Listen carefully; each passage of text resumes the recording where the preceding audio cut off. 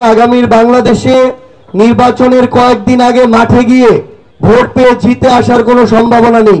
আগামীতে মানুষ মার্কার মধ্যে সীমাবদ্ধ থেকে, পুরাতন দলের মধ্যে সীমাবদ্ধ থেকে কাউকে বিজয়ী করে আনবে, এই সময় শেষ হয়ে এসেছে। নির্বাচনে শক্তিশালী অবস্থান ধরে রেখে সংসদে জনগণের প্রতিনিধিত্ব করার জন্য এনসিপির সাংগঠনিক ভিত্তিকে শক্তিশালী করা অনেক বেশি গুরুত্বপূর্ণ। সেই লক্ষ্যে আমাদের উত্তরাঞ্চল এবং দক্ষিণাঞ্চলে আমাদের এই কমিটি গঠনের প্রক্রিয়াটি চলছে। বিগত সময়ে বাংলাদেশের গতানুগতিক রাজনৈতিক দলগুলো তাদের পুরনো কালচারে মাঠ পর্যায়ে যেভাবে ইকুয়েশন হিসাব করত, যেভাবে মানুষ আগে দলের নাম দেখে, মার্কা দেখে ভোট দিয়ে আসতো, এখন বর্তমানে মাঠের সেই অবস্থা আর নেই।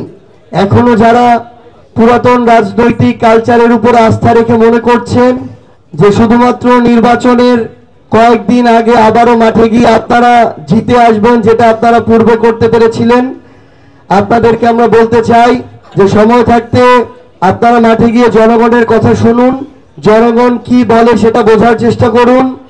কারণ আপনাদের অনেক স্থানীয় পর্যায়ের নেতাকর্মী হয়তো কোনো একটা জেলায় 5 জন 10 জন মিলে এমন কিছু কার্যক্রম সাধারণ মানুষকে হয়রানি ভোগান্তি শুরু করেছে যে শত শত মানুষের জীবন অতিষ্ঠ হয়ে উঠছে। এগুলোকে পাশ কাটিয়ে আগামীর বাংলাদেশে নির্বাচনের কয়েকদিন আগে মাঠে গিয়ে ভোট পেয়ে জিতে আসার কোনো সম্ভাবনা নেই। এবং আমরা আমাদের জায়গা থেকে এনসিপির যারা নেতাকর্মী আছেন তারা যেভাবে মাঠে যাচ্ছেন, কাজ করছেন, আমরা আশাবাদী যে আগামীতে মাঠ পর্যায়ে বাংলাদেশের আর কোনো দল কিংবা মাঠের প্রতি অন্ধ থাকবে না। সেই সময় 24-এর অভ্যুত্থানের মধ্য দিয়ে শেষ হয়ে গিয়েছে এবং আমরা প্রত্যাশা করছি যে আগামীতে মানুষ ওই বয়সের মধ্যে সীমাবদ্ধ থেকে, মার্কার মধ্যে সীমাবদ্ধ থেকে, পুরাতন দলের মধ্যে সীমাবদ্ধ থেকে কাউকে বিজয়ী করে আনবে, এই সময় শেষ হয়ে এসেছে।